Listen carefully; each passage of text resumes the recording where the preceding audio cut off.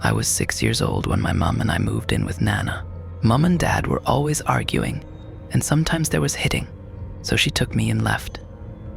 Nana loved us, but she also loved solitude. I could always tell when I'd asked too many questions or was playing too loudly, so I'd take myself outside, weather permitting, and leave her in peace. That's how I met Solomon.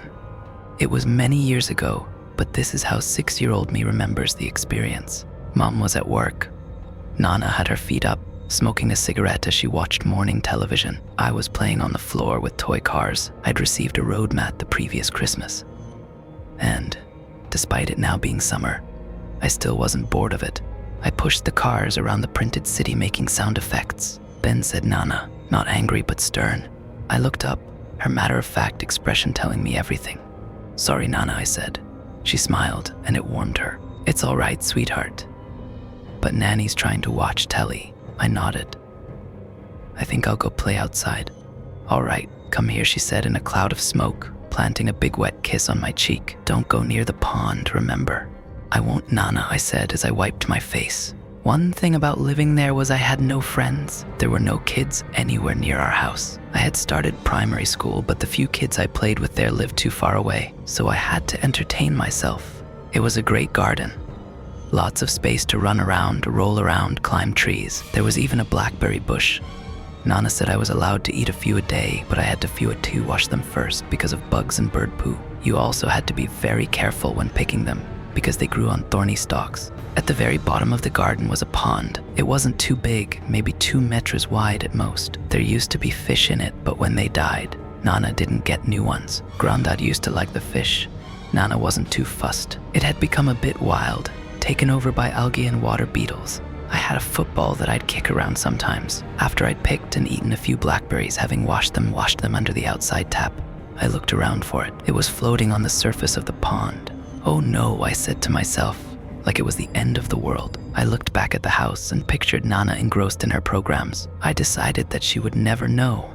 It was too far to reach by hand with my little arms, but a long stick would help. There were plenty of those to be found. So I grabbed one and stood about a foot away from the edge of the pond. It had a kind of swampy, humid smell to it. There were sections where the algae separated, and there was an abundance of life to be seen. Lots of tiny creatures swimming, wriggling, squirming. Very few kids have the ability to think logically, or that's my excuse anyway. In hindsight, I should have just laid on my front to take away any danger of falling in. I think in my head I didn't like the idea of my face being too close to the water. It looked kinda gross. So foolishly, I tried to reach it by bending over and stretching my arms, and that's when I toppled over. Up to that point, I'd never been to a pool. I'd never even been to a beach and paddled in the sea. The biggest expanse of water I'd ever been in was the bathtub. I couldn't swim. The most frustrating thing about that was how close the edge looked as my head tried to stay above the surface. My legs kicked out, my arms flailed. It's crazy how quickly your energy drains. I tried to scream for Nana, but I kept swallowing mouthfuls of stagnant, lukewarm water. I panicked, my head dropping below the surface. I'd emerge briefly, feeling clumps of algae stuck to my face before going back under. Eventually it went dark, and then it wasn't again. I was choking up water, laying a few feet away from the pond, soaking wet. I took in long, deep breaths as I stared into the bright blue sky. I closed my eyes and started to feel tears coming on. Then came a voice. "Don't cry, little one." It sounded like a man, but it wasn't a deep voice like my dad's. It was soft and kind. It reminded me a little of my teacher, Mr. Woods. He always sounded cheerful. I turned my head from side to side, perched on my elbows. Down here, there was a frog sitting on my chest, softly croaking. Just a normal, greenish-yellow frog with mottled skin. Its mouth was kind of upturned into a smile. A water beetle scurried in front of it, and its tongue quickly flicked out to eat it. "Excuse me," it said, swallowing it down. I sat up, and it hopped off my chest. Did you just speak?" I asked, confused. It nodded slowly, the pale skin under its chin inflating like a balloon as it breathed. "I did," it said.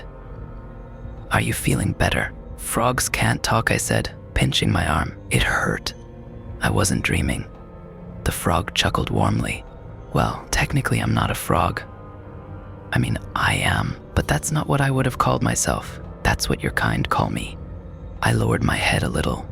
getting a closer look. What do you mean, my kind? Well, people. Humans, you are human, aren't you? I nodded. Yes, I'm a boy. It laughed. I thought you might be. Do you have a name? Little one. I nodded again. Ben, what's your name? Nice to meet you, Ben. I don't have a name, sadly. I frowned. Why not? Its front legs moved up slightly, like a shrug. It's just not something we do. As far as I'm aware, I'm the only one of my kind who can talk like this. My mother couldn't have given me a name if she tried. How can you talk? I asked inquisitively, shifting down lower. I laid on my front and put my hands under my chin. It shook its head. Sometimes strange things happen in this world that can't be explained. I'm one of those strange things, I guess. If you're the only frog who can talk, that means you're special. Its little mouth turned up at the corners. That's a very sweet way to put it. Thank you, Ben. I can tell that you're special too. I shook my head. No, I'm not. Everyone who I know can talk. The frog laughed warmly. Oh, Ben, that's not the only thing that makes something special. You're special in other ways. Like how? Well, maybe you're special because you can hear me. I looked up to think about it, then nodded. Maybe you're right. I've never ever heard of anyone who can talk to a frog before. Honestly, I don't think many can. I got a little closer. Can I touch your skin? Its mouth opened as it laughed. Why on earth would you want to do that? My friend Henry Collins said frogs feel slimy. Well, that's just rude, it said. I'm sure this Henry Collins is slimy himself. I laughed, shaking my head. No, silly, he's like me. For all I know, you're slimy too, it said. I'm not.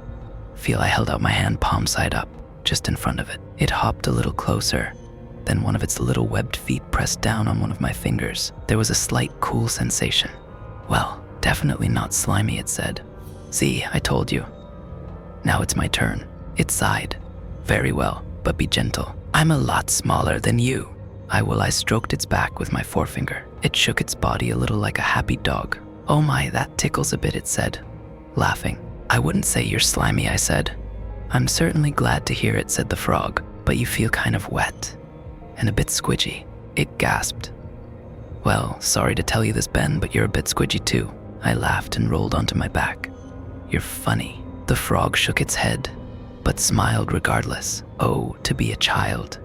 Ben, came a loud voice from behind. It was Nana, standing on the back doorstep with a cigarette. My heart jumped a little as I sat up. Yes, Nana. I told you to stay away from that pond. I looked back. I was a few feet away from it. I'm not that close, Nana. She took a drag and blew a big cloud of smoke. I don't care. Get away from it now. Then she went back in the house. Oh dear, said the frog. I might have just gotten you into trouble. I shook my head. No, I did that myself. I was silly and fell in because I was too close. I paused and got lower again. Wait, did you see how I got out? The frog shook its head. Can't say I did, but I'm glad you're all right. I accepted it as just one of those things. I better go, or I will be in trouble. I sat up. Are you always here? It nodded and turned its head to the pond. Yes, that's my home. Please come and see me again sometime. I nodded. Definitely. But I'll have to be careful Nana doesn't see me. It laughed warmly again. I understand. Just to be safe, maybe it's best if you don't tell Nana or Mum or even Henry Collins about me. They might not understand. Does that sound reasonable? I nodded. I don't think anyone would believe me anyway. It gave a slight nod. I think you're right. I got up to leave, brushing bits of grass off my front. My clothes were already drying due to the temperature. Ben the frog said. I looked down. Would you do something for me? I nodded. Sure. I don't think it will be too difficult for you, but I'd love you to give me a name. You mean I get to decide what your name is? I said excitedly. It nodded. Absolutely, I'd really like that. Unless you're going to call me something silly like Froggy or Hoppy, I wouldn't like that. I laughed. I won't, I promise. Good. Well, next time we see each other, hopefully I'll have a name. I nodded. You definitely will. I'll think really hard about it. I look forward to it. Goodbye for now, little one. I waved. Bye, Froggy, I said, giggling. It shook its head but laughed along with me. Oh, Ben. You really are something else. A few weeks passed.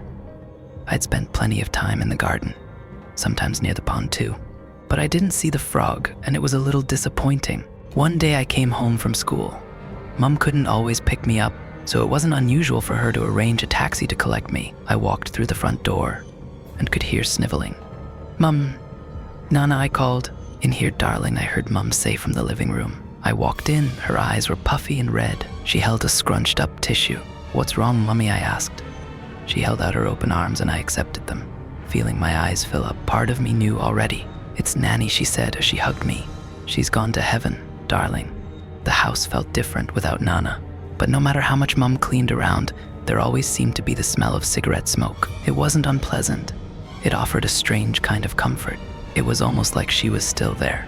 Mum and I were lucky to have the house. It was paid for in full, but Mum still had to work. Sometimes I'd have a babysitter, a nice lady called Sarah who lived in one of the houses down the road, but sometimes that wasn't an option. I know she felt terrible about it, but my mum would leave me on my own on those occasions. "Promise me you'll be a good boy," she'd say. "Don't do silly things. Be safe." I'd always promise and always meant it.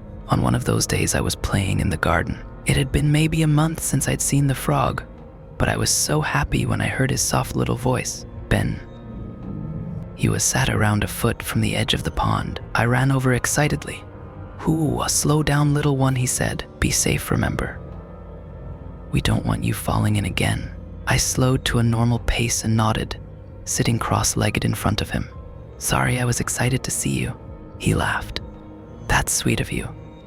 And you don't need to apologize. I just feel it's my duty to look out for you when no one else is around." I sighed and nodded. He looked up at me. "Your mum is doing the best she can. She loves you very much. It's all for you." I felt a little tear in my eye and wiped it away. I know. It's just sometimes I miss her, and I miss Nana. The frog hopped closer, then leaped onto my knee. It made me smile. "I'm so sorry about Nana, little one. Don't ask me how I know these things, but I can tell you she's nearby in some way. She's a bit mad that you're this close to the pond, but she's happy you've got me as a friend." I cried, but they were mostly happy tears. "Dry your eyes, little one. You've got a big job to do today. Do you know what?" I shook my head. "No, I've already tidied my room. I washed up my cereal bowl. I picked up my cars from the floor." The frog laughed. No. I'm not talking about boring jobs like that. This is a very, very important and meaningful job." "Tell me," I said excitedly. "You need to do me the honor of naming me." I took in a big breath. "Oh yes, and I have a name already, a good one." Its little mouth smiled again. "Oh my, I can't wait to hear it. My Nana and I used to watch a particular film together quite a lot. As a kid, I loved it. I need you to remember that. I was a kid. Because it's a bad film. But kids aren't as critical and cynical as adults. They can see past the flaws and focus on the best bits. That's my excuse anyway." King Solomon's Mines. Not only a shameless Indiana Jones ripoff, but shockingly bad all around. It was my Nana's favorite film, mainly because she thought Richard Chamberlain was so handsome. Sometimes it got a little inappropriate, but being a kid, it would go straight over my head. I loved your grandfather, but the things I'd let him do to me. Little did we know back then that my Nana would have never stood a chance. I loved the film for very different reasons, not only because it was our film, but for the sense of adventure. I didn't understand a lot of it, but I enjoyed it nonetheless. At the time, it seemed like the only fitting name, and it would honor my Nana's memory too. "Solomon," I said with a smile. "I'm naming you Solomon." The frog looked at me curiously, turning his head from side to side. "Solomon." Then it smiled. "It's perfect." I clapped my hands. "Yay, I'm so happy you like it. I never doubted you," he said. "I'm proud to call myself Solomon. So now, if anyone asks what your name is, you can tell them." He nodded. "I can indeed, though I don't think that opportunity will come up very often. You're still the only thing I've ever spoken to." I gently stroked his back with my finger, and he closed his eyes with a smile. "Do you think you'll ever talk to anyone else?" He looked up at me. "Honestly, I don't think I'll ever meet anyone else special enough." A few days went by and seeing Solomon was a given. I was happy to have him as a friend, and I appreciated that he didn't always treat me like a child. He'd tell me things as they were, truths that most adults would hide or sugarcoat, but I always felt he had an underlying responsibility to look out for me too. I was a child and I could act like one. One day we were chatting about school. I was laying on my back and Solomon sat on my chest. Like the first day I met him, he cut me off mid-sentence, tapping his little webbed foot. He turned his head to face the house. "Sorry, little one. Something's not right." I perched up on my elbows. "What is it, Solomon?" I could see a change in his expression. He looked concerned. He had this amazing ability to show emotions like we do. "Ben, someone's coming.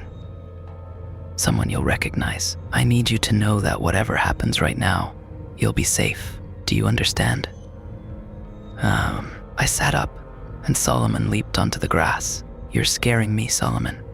"I don't mean to, little one. It might get scary, but believe me, you'll be safe." My breathing started to get heavier and I felt butterflies in my stomach. Solomon hopped closer and rested a foot on my hand. "Look at me, Ben." "Ben." I looked down. My breathing stuttered. "Do you trust me?" My lips trembled a little, but I nodded. I did trust him, as much as I trusted my mom or Mr. Woods. "Good boy," he said.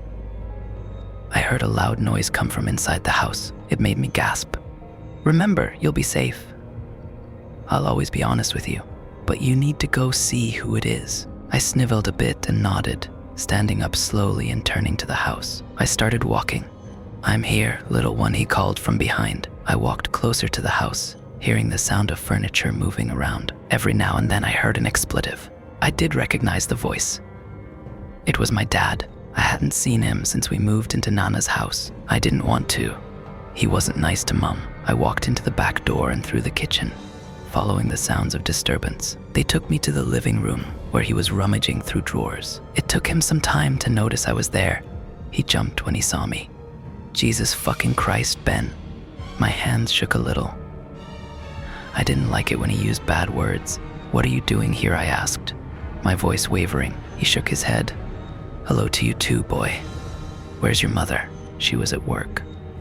I couldn't lie and say she was home, so I said nothing. He laughed.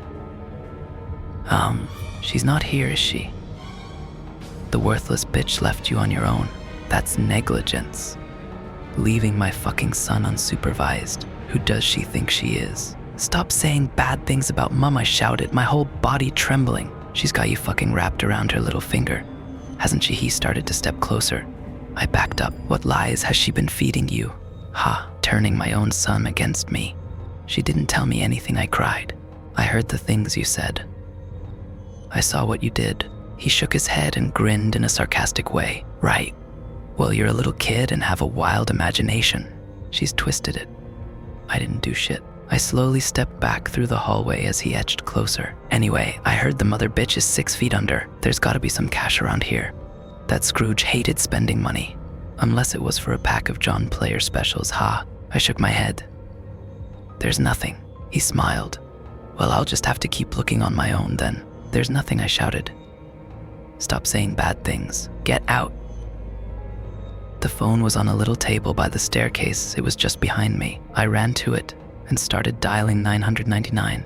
It was a rotary dial, and each 9 took forever to make its way round. I'd barely managed 2 before he snatched it out of my hand. "You little shit," he sneered, pushing me back against the staircase. "What the fuck do you think the police are gonna do? They'll take you away. Is that what you want?" I started crying and hit out at him, but he just laughed. "I hate you," I sniveled. "I wish you wasn't my dad." As if by magic, the sound of sirens could be heard in the distance. It was enough to spook him, his head turning towards the front door, then back to the phone. No, it couldn't have. That's not possible. It was a miraculous coincidence, but he fell for it. I just stared at him, shaking. "You know what? I bet you're not even mine anyway. Your slut mother couldn't keep her legs shut." He backed up to the front door and opened it. "Yeah, there's no way a little cunt like you is mine." He left and slammed the door behind him. The word he used was genuinely new to me, so it didn't have the desired impact. It confused me, but I figured it wasn't very nice anyway. My trembling legs carried me down to the bottom of the garden. Solomon was there. He hopped closer as I got near the pond. "Are you all right, little one?" he asked. I nodded. but fell to my knees and cried, "He didn't hurt you, did he?" I shook my head no. "I believed you. It was scary, but I believed you."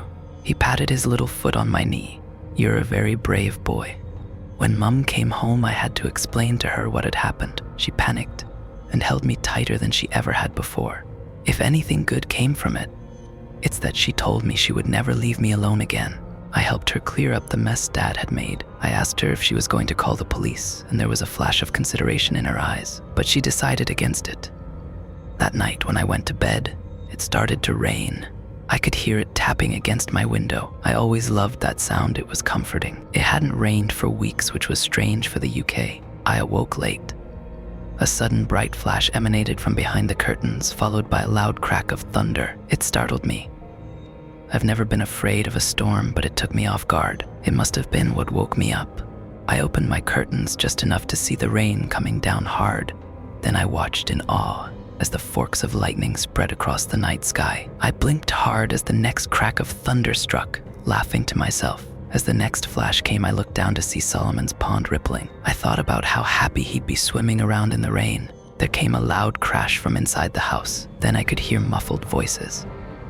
I jumped down from my bed, my room illuminated briefly with the next sheet of lightning. I knew the thunder was coming, but it still made me flinch as I crept closer to my door. I pulled it open just a little and listened closely. My mom was talking downstairs. No shouting. Then came the voice that my heart already knew was responsible for it. My legs felt like jelly as I quietly walked across the landing and held onto the banister, looking down. A flash of light spread across the floor. Then a loud scream mingled with the rumbling thunder. It filled me with dread. I heard my dad shout more horrible words. Then I saw something that I'll never forget. My mom slowly came into view. She was crawling on her belly, and the back of her head was thick with blood. Her blonde hair clumped together. "Mom," I screamed, and her face slowly turned upwards. Her eyes briefly met mine. They were wide with horror. Her mouth opened. She was trying to say something, then she collapsed. As I started to cry, my dad came into view. He was holding a hammer, the head of it a glossy dark red. He looked up and sneered as the lightning struck again, and the crash of thunder was like a starting gun. I ran back into my room as I heard my dad on the staircase, slamming the door shut. There was a chest of drawers just to the side, and being young and stupid, I thought I might be able to push it over to stop him from getting in. The reality was it didn't move an inch. He burst in, making me scream. "Time to be with your whore mother," he snarled, swinging the hammer down. I managed to duck out of the way, and it smacked into the side of the drawers. I was on my hands and knees crawling to my bed. I wanted to go underneath it, like it would fool him. That silly childish logic again. I didn't get far though. He picked me up by the scruff of my Thomas the Tank Engine pajamas. He held me up by one hand, the other holding the hammer high above. The lightning revealed strands of blonde hair matted to the head with blood. He grinned in such an evil, hateful way. "You know how I know you're not really mine? I have no problem with bashing your tiny little skull in." I grabbed onto his wrist for support. His clenched fist was just in front of my face. I wanted to try and bite it, but I knew I couldn't reach. So I did the next best thing. As the hammer rose higher, I kicked out as hard as I could with my left foot. I got him good between the legs. The pain I felt in my bare toes was excruciating, but it paid off. He dropped me and fell back, groaning as he let go of the hammer and held his crotch. But of all the places he could have rested, it had to be against the door. I jumped on my bed and threw my curtains open, scrambling to open the window. My dad was moaning behind me. "You little fucker," he said. It was a pitch higher than normal. The window opened outwards, my face splashed with rain. I looked down and could just make out the roof of the little extension that was part of the kitchen. The lightning gave me an even better look. It didn't look like too much of a drop, but it was scary enough to make me hesitate. "You're dead, boy," he screamed, lunging for the hammer and then throwing himself on the bed. I screamed and hung backwards from the window, my hands gripping onto the ledge. The rain came down hard on my face, but I could make out his blurry outline. The flash in the sky showed him looming over me, and as the next thunderclap came, the hammer came down. It caught my wrist. I barely had time to acknowledge the pain. Then I was falling. I hit the roof feet first, toppled over, then rolled down the slightly slanted tiles until I met the edge. I tried to cling on to something, but my hands wouldn't grip, slipping with the combination of water and slimy rooftop moss. I hit the back garden hard, knocking the wind out of me. If it hadn't been raining, it might have been worse. The sodden grass somewhat cushioned my fall. That being said, I was frozen for a good few seconds as I tried to catch my breath. As soon as that was under control, that's when I really started to notice the pain in my wrist and toes. I managed to roll over and get to my feet. The back garden was darker than the house, but every flash helped me see the way. I held my wrist to my chest, supporting it with my other hand, and limped in the direction of Solomon's pond. My tears were indistinguishable from the rain. My body was as wet as it had been on the day I met Solomon and almost drowned. My dad's voice roared from somewhere behind me, making me take in a sharp breath. "I'm coming for ya, boy. No one will recognize you when I'm done crushing your face." I darted into the greenery on my left. Ducking down, I crawled in, wincing as I put pressure on my bad wrist. I didn't stop until I felt a sharp pain on my right shoulder. It was a thorn. I was in one of blackberry bushes. I sat up and turned around, pulling my knees up to my chest for comfort. Then I slowly rocked myself as my lips trembled. When lightning struck, I saw my dad looking around the garden. The hammer was constantly raised above his head. He poked his head inside bushes, looked behind trees. He smashed the windows of the little garden shed we had and was adamant he'd found me, screaming with anger when he realized I wasn't inside. "Get your fucking arse out here now." Every crack of thunder made me jump like I wasn't expecting it. My dad turned his head to the sky and roared along with it, like a taunt, an intimidation. I closed my eyes tight and continued to slowly rock. As my dad started to move over to my side of the garden, there appeared to be another miracle, the second of the day. The storm must have been testing the electricals of the house, and something triggered the fuse box. Most of the lights went out. It got his attention. "Yeah," he yelled, and ran up the garden. The next flash revealed he'd gone back in the house. I slowly crawled out of the bush and got to my feet, heading left and limping the last few steps to the pond. I was exhausted and in more pain than I'd ever experienced before. But hearing Solomon's voice made everything feel better for just a moment. "Little one." None. I couldn't see him at first, but I could tell I was close to the pond by the sound of the rain as it hit the surface. With a flash, I saw him there on the edge. I fell to my knees and collapsed to my side. "Solomon," I cried, reaching out with my good hand. I held it upright, and he hopped onto it with a croak. "Little one, we don't have much time." I took in a stuttered breath. "He killed my mum," I cried. "He killed my mum." "Solomon." He patted my hand with one of his webbed feet, shaking his head. "No, Ben. In time, she will make a full recovery." I sniveled. "How do you know?" "Because I'm special, remember. I also know you've broken 2 of your left toes, and your left wrist is fractured." My jaw dropped, my mouth splashed with rain. "How?" "I just do, little one. Your mother will be fine, trust me." I bawled, but it was mostly relief. I believed him. "He's still here, Solomon. He's trying to get me." He gently tapped on my hand. "I know, little one, but I can help you." I got up to kneel and Solomon leaped from my hand. By that point, I wasn't only shivering from fear, but cold. The rain wasn't letting up. How, I asked, "Are you feeling brave?" I shook my head. "No, I'm scared, Solomon. He's going to hurt me like he hurt Mum." He hopped closer and patted my knee. "I won't let him, Ben. But I need you to be a big, brave boy. Can you do that?" I looked over my shoulder. The house briefly illuminated in a flash. Then the lights went back on. It made my heart jump. "Please, little one, be brave." I turned back and nodded. But I didn't feel brave at all. My stomach churned. What should I do? Something scary. "I need you to bring your father to me." I held my bad hand to my chest. "How, Solomon? He'll hurt me before I have the chance." He shook his head. "Not if you're fast and clever." "I know you're clever." I started crying again. "But I'm just a little boy." Solomon sighed. "Oh, Ben, I wish I could hug you. You're so much more than just a little boy. Before I met you, I was just a little frog, but you made me special because you are special. Believe in yourself, little one." I mustered a small smile and stroked Solomon on his back. "We make each other special, don't we?" He smiled and croaked. "Exactly. Now, bring your father to me. You can do it." "Fast and clever." I gulped, wiped my nose with the back of my good hand, and nodded. By that point, the thunder no longer made me jump. That made me feel somewhat brave.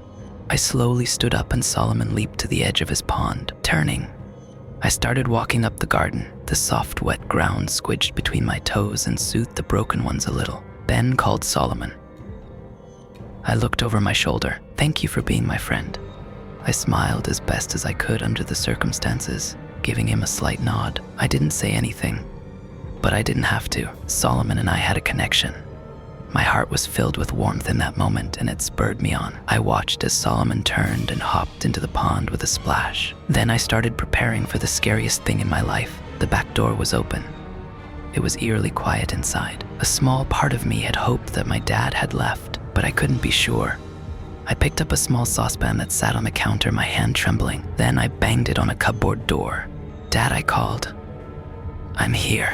It didn't take long at all. Within a few seconds, I heard heavy footsteps on the floorboards.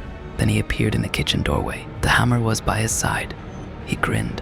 Oh, I'm gonna enjoy this. He raised the hammer and lunged forward. The first thing I did was throw the saucepan in his direction. That hadn't been planned, but felt like a wasted opportunity if I didn't. It barely touched him, but it was worth a try. I turned and ran, going as fast as I could given my foot injury.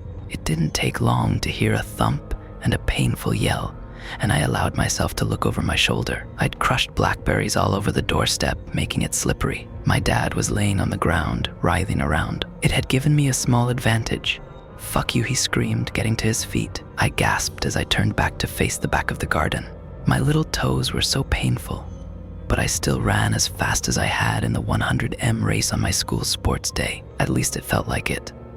But I knew my dad was twice, maybe even 3 times faster than me. It wouldn't take him long to catch up. The lightning flashed and it guided my way, showing me what I needed to do next. As I heard my dad closing in, I jumped. I landed on the wet grass with a little slip, but managed to compose myself and kept running. I heard another yell and looked over my shoulder again. My dad was laying on the ground again, swearing. We had a pile of logs in the shed for winter fires, and I'd placed some in the garden. Ben, he screamed, getting to his feet. I'm gonna start by smashing in your fucking teeth. I turned back and kept running, relying on the lightning again. The thunder roared, but I could still hear my dad behind me. I jumped over another log, but that one didn't stop him. He was looking out for them now. My last attempt at slowing him down was coming up, though he'd need to be closer for that to work. Not that I needed to slow down, I was practically within his grasp. He laughed maniacally, and I could hear the hammer as it swiped through the air. I jumped again, but this time I didn't land straight away. There was a branch sticking out from my favorite climbing tree, and I used it to swing myself a little further ahead. When I let go, it swung back and smacked my dad in the face. He screamed as he came to a halt. Your eyes, he yelled as I ran with all I had. That was the last of my obstacles. I'm gonna start by gouging out your eyes. I felt panic rising inside as I sprinted the final stretch to Solomon's pond. My bad hand clung to my chest, feeling my heart beating hard beneath it. My dad wasn't too far behind now, and there was nothing between us. With a flash of light, I saw the pond, but I saw something else too that gave me a little fright. Protruding slightly from the surface were 2 big, glowing eyes. Then they raised up slightly to reveal a wide mouth that was upturned in the corners, like a smile. As the thunder rumbled, I heard a deep croak, and the pale flesh below the mouth inflated intermittently. The eyes were fixed onto mine, and with a final flash of light before I reached the pond, the large head motioned to the sky. I understood. My dad had stopped speaking hateful words and instead screamed in a constant fit of rage. I took a deep breath and leapt as my toes reached the edge of the pond, landing in the middle of the squidgy wet head. It flicked up slightly to spring me to the other side, where I landed straight on my arse. I had just enough time to turn and see my dad's terrified reaction as Solomon emerged from his pond in a geyser of water. Solomon roared and shot out his large tongue. It wrapped around my dad's ankles and pulled him over. I watched in disbelief as he dropped the hammer and tried to claw at the soft ground. Solomon began to retreat back underwater. My dad's screams were more terrifying than the disturbing threats he'd hissed throughout the evening. All I could see was the very top of Solomon's head as my dad was pulled into the water, his lower legs submerged. Help me, he screamed, his hands tearing at patches of grass. He turned to look over his shoulder, at the face of what was to end his violent attack. My dad was as pale as snow, his nose bloody from the tree. I heard a loud croak as Solomon raised out of the water, then closed his mouth around my dad's waist. He smacked at Solomon's head as he struggled, but I could see him becoming visibly weaker as I heard the sound of crushing bones. Finally, my dad's eyes met mine. I can't be sure, but I think I saw the moment that life left them. They just appeared to be void of any emotion as Solomon dragged him to the depths, and the pond became deathly still. Just a few weeks ago, I happened to be in the area of my Nana's old house. I've long since moved away, as has my mum, who is as fit and healthy as you'd expect a 70-something to be. I pulled up outside and took a deep breath as I looked upon it with mixed emotions. The exterior hadn't changed a great deal. The windows were more modern. That was about it. The front door opened and a woman came out, walking down the garden path. I shut off the engine and stepped out of my car. "Can I help you?" she asked cheerfully. "Are you lost?" I smiled. "No. Actually, I grew up here. I was just reminiscing." She beamed. "Oh, that's wonderful. You must come inside." I was grateful for her offer, and she took me on a little tour of the house. I was amazed by how different it looked. The last time I'd seen the inside of that house was around the early 90s, where it had the same decor as always. It was very much a family home. There were 2 children's bedrooms and various family photos dotted around. I got a little lump in my throat seeing my old room. The woman could tell by my reaction that it used to be mine, lightly touching my arm. As we went back downstairs, she offered me a hot drink, to which I politely declined, but my eyes fell onto the kitchen window and the now completely landscaped back garden. "Do you still have the pond?" I asked. She nodded. "Oh yes, my husband keeps koi. Do you mind if I take a look?" She smiled. "Be my guest. I'm making tea. I won't take no for an answer." I stepped outside.